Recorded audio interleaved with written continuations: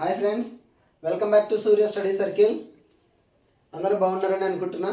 అయితే ఈరోజు especially DSC వాళ్ళకి సంబంధించి క్లాస్ చెప్పడం జరుగుతుందండి. అయితే డిఎస్సి వాళ్ళకు ఒకటే కాదు ఉపయోగపడేది, 6th class and 7th class చదివే పిల్లలకు కూడా ఉపయోగపడుతుంది. సో అందరు చూడండి. అయితే డిఎస్సి చదివే వాళ్ళకి మరీ ఇంపార్టెంట్గా ఉపయోగపడుతుంది. సో మిస్ కాకుండా చూస్తారనుకుంటున్నా. అయితే ఇంకా లేట్ చేయకుండా లెసన్లోకి వచ్చేద్దాం మరి. సో ఈరోజు చెప్పబోయేటువంటి టాపిక్ ఏంటంటే సోషల్లో జాగ్రఫీ పార్ట్లో ఒక పాఠాన్ని గురించి మనం మాట్లాడుతున్నాము. అదేంటంటే విశ్వం. ఈ విశ్వంలో భూమి మరియు సూర్యుడు. విశ్వంలో భూమి మరియు సూర్యుడి గురించి మనం ఈ పాఠంలో నేర్చుకుంటాం అన్నట్టు. అయితే వీటితో పాటు ఖగోళ వస్తువులు అంటే ఏంటి, గ్రహాలు అంటే ఏంటి, పర్యావరణం అంటే ఏంటి, ఆ పర్యావరణాన్ని ప్రభావితం చేసే కారకాలు ఏంటి, సో వీటన్నింటిని గురించి మనం మాట్లాడుకుంటాం. వాటి యొక్క ఆవరణాలు, వీటన్నిటి గురించి మాట్లాడుకుంటాం. అయితే ఇప్పుడు విశ్వం గురించి మనం మాట్లాడదాం. అయితే ఈ విశ్వం పైన మొట్టమొదటిసారిగా శాస్త్రీయ పరిశోధన చేసినటువంటి శాస్త్రవేత్త ఎవరు అంటే ఎవరు అంటే గెలీలియోనండి. ఎవరు? గెలీలియో. సో ఈ గెలీలియో అనేటువంటి శాస్త్రవేత్త విశ్వం పైన మొట్టమొదటి శాస్త్రీయ పరిశోధన చేయడం జరిగింది. అయితే ఈ గెలీలియో ఏ దేశానికి చెందినటువంటి వ్యక్తి అంటే ఇటలీ దేశానికి చెందినటువంటి వ్యక్తి అండి. అయితే ఇటలీ దేశానికి ఉన్నటువంటి రాజధాని ఏది అంటే రోమ్. అయితే ఈ రోమ్కు ఉన్నటువంటి ప్రత్యేకత ఏంటంటే ఈ రోమ్ దేశాన్ని 7 కొండల నగరము అని పిలుస్తారండి. 7 కొండల నగరం అంటే తిరుమల కాదు. సో 7 కొండల నగరం అంటే ఇటలీ క్యాపిటల్ సిటీ రోమ్ అని గుర్తుపెట్టుకోవాలండి. సో దాని తర్వాత మనం ఈ విశ్వం గురించి మనం ఇంకా మాట్లాడుకోబోతే ఈ గెలీలియో అనేటువంటి శాస్త్రవేత్త ఏం కనుక్కున్నాడు అన్న విషయాల గురించి మాట్లాడదాం. సో ఈయనది ఇటలీ దేశం, దాని క్యాపిటల్ సిటీ రోమ్.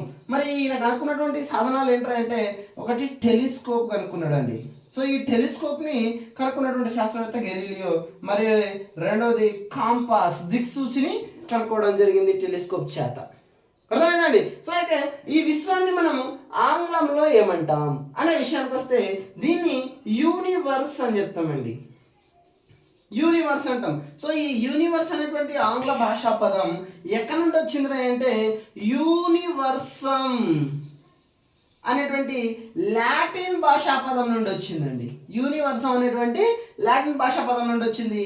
ఈ లాటిన్ భాషలో యూనివర్సం అంటే అర్థం ఏంటంటే మొత్తం పదార్థం అనే అర్థాన్ని ఇస్తుందండి. మొత్తం పదార్థం మరియు మొత్తం అంతరిక్షం. మొత్తం పదార్థం మరియు మొత్తం అంతరిక్షం అనేటువంటి అర్థాన్ని ఇది తెలియజేస్తుందండి. యూనివర్స్ అనేటువంటి లాటిన్ వర్డ్ నుండి రావడం జరిగింది. సో దాని అర్థం ఏంటంటే టోటల్ సబ్స్టాన్స్ అని అర్థం, లేదా టోటల్ యూనివర్స్ అని చెప్తామండి. సో ఇంకొకటి ఏంటంటే ఈ విశ్వం గురించి అధ్యయనం చేసే శాస్త్రాన్ని ఏమంటాం అంటే ఈ విశ్వం గురించి అధ్యయనం చేసే శాస్త్రాన్ని ఏమని చెప్తామండి? మీకు ఐడియా ఉంటుంది. ఆస్ట్రానమీ అంటామండి. ఏమంటాం? ఆస్ట్రానమీ అంటామండి. సో ఇది అమెరికా దేశస్తులు పెట్టినటువంటి ఖగోళ శాస్త్రం గురించి అధ్యయన శాస్త్రం.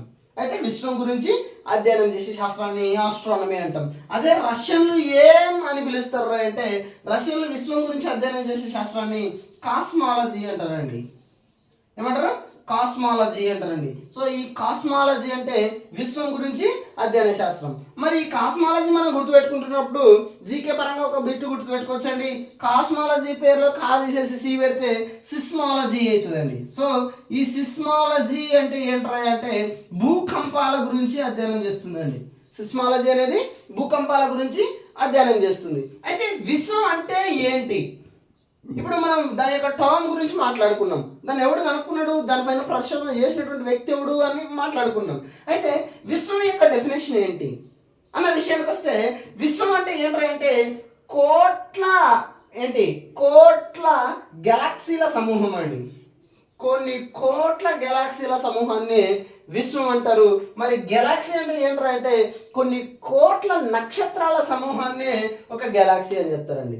అయితే ఈ గెలాక్సీలు దగ్గరగా 125 బిలియన్ గెలాక్సీలు ఉన్నాయి మన యూనివర్స్లో అని శాస్త్రవేత్తలు చెప్తున్నారండి. అర్థమవుతుందండి. సో గెలాక్సీలు మన యూనివర్స్లో ఎన్ని ఉన్నాయంట?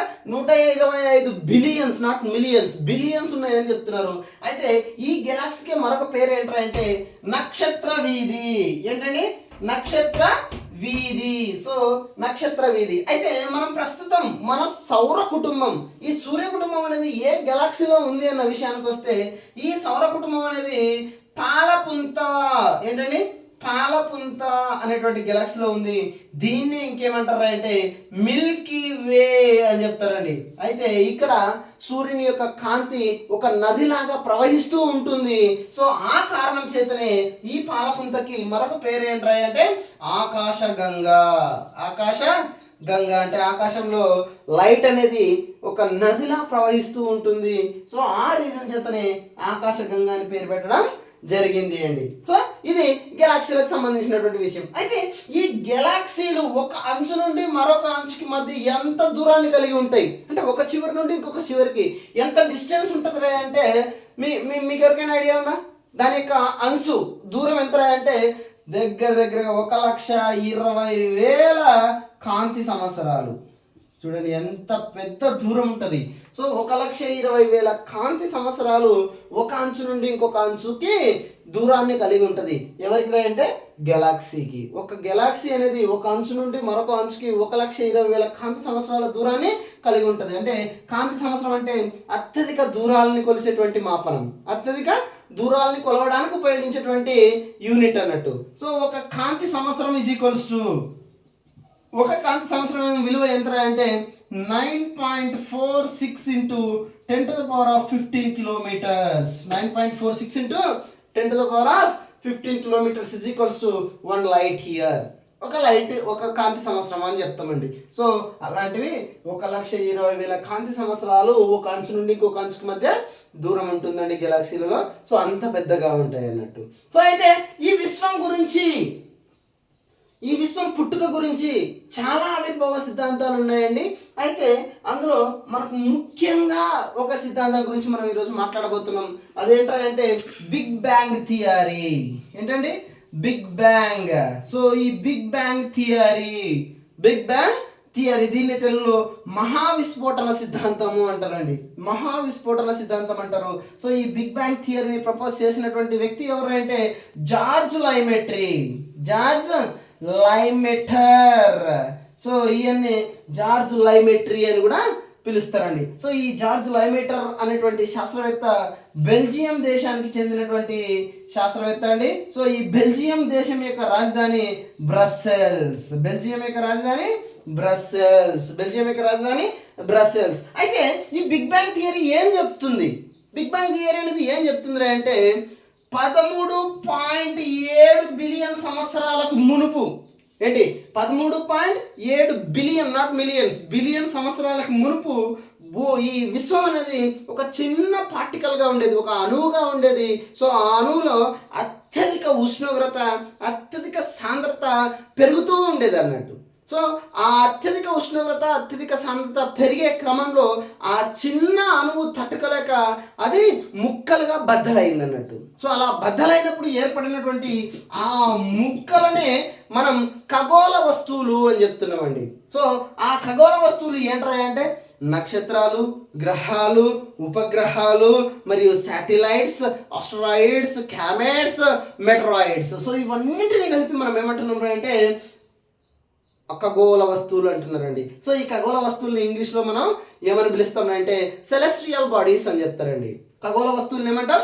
సెలెస్ట్రియల్ బాడీస్ అంటాం. సో అలా విడిపోయినటువంటి అది పగిలిపోయినప్పుడు విడిపోయినటువంటి చిన్న ముక్కలనే మనం ఈ సూర్యుడు కానీ, నక్షత్రాలు కానీ, సో ఈ విధంగా వీటన్నింటికి పేర్లు పెట్టుకోవడం జరుగుతుంది. వాటిని మనం సెలెస్ట్రియల్ బాడీస్, ఖగోళ వస్తువులు అని చెప్తామండి. సో ఈ విధంగా విశ్వం ఆవిర్భవించింది అని చెప్తున్నారండి. ఓకేనా? సో ఈ విశ్వంలో ముఖ్యంగా ఈ విశ్వం ఆవిర్భవించిన తర్వాత మనం ముఖ్యంగా ఇక్కడ ఏర్పడినటువంటి నక్షత్రాలు అని చెప్తున్నాం కదండి. సో ఈ నక్షత్రాల యొక్క సమూహంలో ఒక పెద్ద నక్షత్రం ఉంది. అదేంటంటే సూర్యుడు అండి. అంటే ఇలా ఏర్పడినటువంటి గెలాక్సీల నుండి మనం మాట్లాడుకున్నాం కదండి, ఖగోళ వస్తువులు ఏర్పడ్డాయి అనేసి. ఖగోళ వస్తువుల్లో గెలాక్సీలు ఉన్నాయి. గెలాక్సీ అంటే కొన్ని కోట్ల నక్షత్రాల సమూహం అంటున్నాం కదండి. అందులో ఒక గెలాక్సీ పాలపుంత అంటున్నాం. ఈ పాలపుంతలో మనం నివసిస్తున్నటువంటి భూమి ఉన్నటువంటి సౌర కుటుంబం, మనం నివసిస్తున్నటువంటి భూమి ఉంది కదా. సో ఈ భూమి ఏ వ్యవస్థలో ఉంది, ఏ గెలాక్సీలో ఉందంటే పాలపుంత. దానికి కారణం ఎవరు అంటే సౌర కుటుంబము అండి. ఏంటి? సౌర కుటుంబం. అయితే ఇప్పుడు ఈ సౌర కుటుంబాన్ని గురించి మనం ఒక 4 ముక్కలు మాట్లాడతాం. ఇందాక విశ్వం యొక్క ఆవిర్భావం గురించి మాట్లాడినాం కదండి. విశ్వానికి అయితే ఈ విశ్వం ఇంకొక ఇంపార్టెంట్ పాయింట్. ఈ విశ్వం అనేది ఒక సెకండ్కి 70 కిలోమీటర్ల మేర విస్తరిస్తూ ఉందంటండి. స్టిల్ ఒక సెకండ్కి ఈ విశ్వం 70 కిలోమీటర్లు విస్తరిస్తూ పోతుంది అంట. అయితే ఇలా విస్తరిస్తున్నటువంటి తరుణంలో మనం సౌర కుటుంబం గురించి మాట్లాడదాం. ఈ సౌర కుటుంబం గురించి తెలియజేసేటువంటి కొన్ని సిద్ధాంతాల గురించి మాట్లాడదాం. అయితే ఈ సౌర కుటుంబం యొక్క ఆవిర్భావం గురించి తెలియజేసే సిద్ధాంతాలలో ఒకటైనటువంటిది ఏంటంటే న్యాబ్యులర్ థియరీ. దీన్ని నిహారిక సిద్ధాంతము అంటారండి. సో ఈ నిహారిక సిద్ధాంతాన్ని ప్రతిపాదించినటువంటి శాస్త్రవేత్త ఎవరు అంటే ఇమ్మాన్యుయల్ కాంట్ అనేటువంటి శాస్త్రవేత్త ఈ న్యాబ్యులర్ థియరీని ప్రపోజ్ చేయడం జరిగింది. అయితే ఈ న్యాబ్యులర్ థియరీ ఏం చెప్తుంది, ఈ నిహారికల సిద్ధాంతం ఏం చెప్తుందిరా అంటే గ్రహాలు అనేటివి సూర్యునితో సంబంధం కలిగి ఉన్నటువంటి దుమ్ము ధూళి కణాలతో కలిపి వాయువులని ఇంక్లూడ్ చేసుకొని, అంటే గ్రహాలు అనేటివి సూర్యునితో సంబంధం ఉన్నటువంటి దుమ్ము కణాలు, ధూళి కణాలు మరియు వాయువులతో కూడినటువంటి మేఘాల నుండి ఏర్పడ్డాయి అనేసి ఈ నిహారిక సిద్ధాంతం అనేది తెలియజేస్తుందండి. దాని తర్వాత రెండవ సిద్ధాంతం ఏంటంటే భూకేంద్రక సిద్ధాంతం. ఏంటండి? భూకేంద్రక సిద్ధాంతం. మరి ఈ భూకేంద్రక సిద్ధాంతాన్ని ఎవరు ప్రపోజ్ చేసినారు అంటే మీకు అందరికి బాగా తెలుసు. ఆ శాస్త్రవేత్త ఎవరు అంటే టాలమీ. ఎవడండి? టాలమీ. సో భూకేంద్రక సిద్ధాంతాన్ని మనం జియోసెంట్రిక్ థియరీ అంటాం. భూకేంద్రక సిద్ధాంతం. సో ఈ భూకేంద్రక సిద్ధాంతాన్ని టాలమీ అనేటువంటి శాస్త్రవేత్త ప్రపోజ్ చేయడం జరిగింది. సో ఈ టాలమీ ఏ గ్రంథాలు రచించాడు అనేది సైకాలజీలో కూడా మనకు అవసరమైనటువంటి ఒక బిట్ అండి. సో ఈ టాలమీ రచించినటువంటి గ్రంథాలు ఏంటంటే ఆల్మగెస్టా. ఏంటండి? ఆల్మగెస్టా అనేటువంటి ఒక పుస్తకాన్ని రచించాడు. దాంతో పాటుగా జాగ్రఫీ అనేటువంటి ఒక పుస్తకాన్ని రచించాడు. అందుకే ఫాదర్ ఆఫ్ జాగ్రఫీ అని ఎవరు అంటారా అంటే టాలమీని పిలవడం జరుగుతుందండి. అయితే ఈ భూకేంద్రక సిద్ధాంతం ఏం చెప్తుంది అంటే భూమి అనేది కేంద్రకంగా ఉంటుంది. సో ఈ భూమి చుట్టూ గ్రహాలు నక్షత్రాలు తిరుగుతూ ఉంటాయి. వాటన్నిటికీ మూల కారణం భూమి అని తెలియజేస్తుందండి. అయితే వాస్తవానికి భూకేంద్రక సిద్ధాంతం అనేది తర్వాత ఫెయిలియర్ కావడం జరిగింది. ఎందుకంటే నక్షత్రాలకి గ్రహాలకు అన్నిటికీ మూలాధారం భూమి కాదని తెలిసింది. తర్వాత ప్రపోజల్ అయినటువంటి సిద్ధాంతం ఏంటంటే సూర్యకేంద్రక సిద్ధాంతం అండి. ఏంటి? సూర్యకేంద్రక సిద్ధాంతం. మరి ఈ సూర్యకేంద్రక సిద్ధాంతాన్ని ఎవరు ప్రపోజ్ చేస్తున్నారా అంటే నికోలస్ కోపర్నికస్ అనేటువంటి శాస్త్రవేత్త ఈ సూర్యకేంద్రక సిద్ధాంతాన్ని ప్రపోజ్ చేయడం జరిగింది. ఆ సూర్యకేంద్రక సిద్ధాంతాన్ని ఇంగ్లీష్లో ఏమంటారా అంటే హీలియోసెంట్రిక్ థియరీ అంటారండి. Heliocentric theory.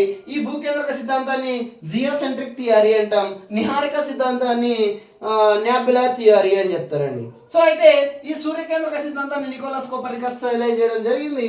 అయితే సూర్యకేంద్రక సిద్ధాంతం ఏం చెప్తుంది అన్న విషయానికి వస్తే సూర్యుడి కేంద్రంగా ఉంటాడు. అయితే సూర్యుని చుట్టూ గ్రహాలు ఉపగ్రహాలు తిరుగుతూ ఉంటాయి అని చెప్తుందండి. అంటే సూర్యుడి కేంద్రంగా ఉంటూ సూర్యుని చుట్టూ గ్రహాలు తిరుగుతూ ఉంటాయి అనేసి తెలియజేసినటువంటి సిద్ధాంతం ఎదురంటే సూర్యకేంద్రక సిద్ధాంతం. అయితే సూర్యుడి కేంద్రంగా ఉన్నాడు అంటే సూర్యుడు అధిపతిగా ఉన్నాడు. కాబట్టి ఈ సూర్యుని గురించి ఒక 4 మాటలు మనం మాట్లాడుకోవాలండి. అయితే సూర్యుని గురించి అధ్యయనం చేసే శాస్త్రాన్ని ఏమంటారు అంటే హీలియాలజీ అని చెప్తారండి. హీలియాలజీ. సూర్యుని గురించి అధ్యయనం చేసే శాస్త్రాన్ని హీలియాలజీ అని చెప్తాం. సూర్యునిలో అత్యధికంగా ఉన్నటువంటి వాయువులు ఏంట్రా అంటే హైడ్రోజన్, హీలియం వాయువులు ఎక్కువగా ఉండడం జరిగింది. అయితే ఈ సూర్యుడు ఉష్ణోగ్రత, ఉపరితల ఉష్ణోగ్రత, ఈ సూర్యుని దగ్గర ఉపరితల ఉష్ణోగ్రత 6000 డిగ్రీల సెంటిగ్రేడ్ ఉంటుంది. సూర్యుని యొక్క అంతర్గోళాన్ని, అంతర్భాగాన్ని ఏమంటారు అంటే కరోనా అనే పేరుతో పిలుస్తారండి. ఏ పేరని? కరోనా అనే పేరుతో పిలుస్తారు. ఈ సూర్యుని యొక్క ఉపరితల ఉష్ణోగ్రత 6000 డిగ్రీలండి. అయితే ఈ సూర్యుడు అనేటువంటి వాడు భూమికి దగ్గరగా ఉన్నటువంటి నక్షత్రం అండి. భూమికి దగ్గరగా ఉన్నటువంటి నక్షత్రం. సో ఎవర్రా అంటే సూర్యుడు. అయితే సూర్యునికి దగ్గరగా ఉన్నటువంటి నక్షత్రం ఏదైనా ఉందా అంటే యూనివర్స్లో కొన్ని కోట్ల నక్షత్రాలు ఉన్నాయి, కొన్ని కోట్ల గెలాక్సీలు ఉన్నాయని మాట్లాడుకున్నాం కదండి. సో అదే విధంగానే సూర్యునికి దగ్గరగా ఉన్నటువంటి నక్షత్రం ఏదైనా ఉందా అంటే ప్రాక్సిమా సెంటారీ. ఏదండి? Proxima Centauri. అయితే భూమికి దగ్గరగా ఉన్న నక్షత్రం సూర్యుడు, సూర్యునికి దగ్గరగా ఉన్న నక్షత్రం ప్రాక్సిమా సెంటారీ. అయితే భూమికి సూర్యుని తర్వాత దగ్గరగా ఉన్నటువంటి నక్షత్రం ఒకటి ఉందండి. అంటే సూర్యుని తర్వాత దగ్గరగా ఉన్న నక్షత్రం ఏదంటే ఆల్ఫా సెంటారీ. ఏంటండి? Alpha Centauri. అయితే ఈ సూర్యుని చుట్టూ 8 గ్రహాలు తిరుగుతూ ఉన్నాయండి. సూర్యుని చుట్టూ 8 గ్రహాలు తిరుగుతున్నాయి. సూర్యుని యొక్క కాంతి భూమిని చేరడానికి 8 నిమిషాల టైం తీసుకుంటుంది. అయితే కాంతి వేగం ఎంత ఉందిరా అంటే 3 లక్షల కిలోమీటర్ పర్ సెకండ్. ఎంతండి? 3 లక్షల కిలోమీటర్ పర్ సెకండ్. ఒక సెకండ్కి 3 లక్షల కిలోమీటర్లు ట్రావెల్ చేస్తుందంట లైట్ రేస్ అనేటివి. అయితే అంతా ట్రావెల్ చేస్తున్నప్పటికీ మన భూమిని చేరడానికి ఎంత సమయం పడుతుంది అంటే 8 నిమిషాలు పడుతుంది. అప్పటికి సూర్యునికి భూమికి మధ్య ఎంత దూరం ఉంటుంది అంటే 150 మిలియన్ కిలోమీటర్స్ ఉంటుందండి. 150 మిలియన్ కిలోమీటర్స్ ఉంటుంది. ఇది సూర్యునికి భూమికి మధ్య ఉన్నటువంటి డిస్టెన్స్. సూర్యకిరణాలు భూమిని తాకడానికి పట్టేటువంటి సమయం, సూర్యకిరణాల యొక్క వేగం 3 లక్షల kilometre per second, not minute, second. ఓకేనండి. సో అయితే ఈ సూర్యుని చుట్టూ 8 గ్రహాలు గతించడం జరుగుతూ ఉందండి. సూర్యుని చుట్టూ 8 గ్రహాలు జరుగుతున్నాయి. ఆ 8 గ్రహాలు ఏంట్రయ్యా అన్న విషయానికి వస్తే మొదటిది బుధుడు అండి. సూర్యుని చుట్టూ తిరుగుతున్నటువంటి గ్రహాల్లో మొదటిది ఏంటి? బుధుడు. రెండవది ఏంట్రా అంటే శుక్రుడు. మూడవది ఏంట్రా అంటే భూమి. నాలుగవది ఏంట్రా అంటే అంగారకుడు. ఐదవది ఏంట్రా అంటే గురుడు. ఆరవది ఏంట్రా అంటే శని. 7 ఇంద్రుడు. 8వ గ్రహం ఏంట్రా అంటే వరుణుడు. గుర్తుపెట్టుకోండి, వరుణుడు. అయితే ఈ తెలుగులో మనందరికీ బాగా తెలుసు, అవునా కదా? సో ఈ తెలుగులో మనందరికీ చాలా బాగా తెలుసు. అయితే వీటిని మనం ఇంగ్లీష్లో నేర్చుకోవడం గుర్తుపెట్టుకోవాలి. ఇంగ్లీష్లో నేర్చుకోవాలి. వీటిని తెలుగులో ప్రతి ఒక్కళ్ళని చెప్తుంటాం మరి. సో అయితే ఇంగ్లీష్లో వాడు బిట్ అడుగుతున్నాడు. సేమ్ దాని పేరే. సూర్యునికి దగ్గరగా ఉన్న నక్షత్రం ఏది అని అడుగుతాడు. సూర్యునికి దగ్గరగా ఉన్నటువంటి గ్రహం ఏది అని అడుగుతాడు. మనకు తెలుసు బుధుడు అని, కానీ ఆప్షన్స్లో బుధుడు అనేటువంటి విషయం కనబడదు. మనకు తెలుసు శుక్రుడు దాని తర్వాత ఉంటాడని, కానీ శుక్రుడు అనేటువంటి విషయం మనకు తెలియదు.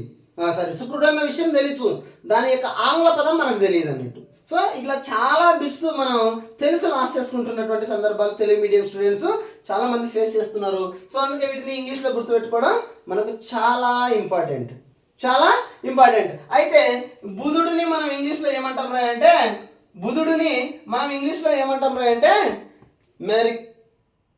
మెర్క్యూరీ. ఏంటండి?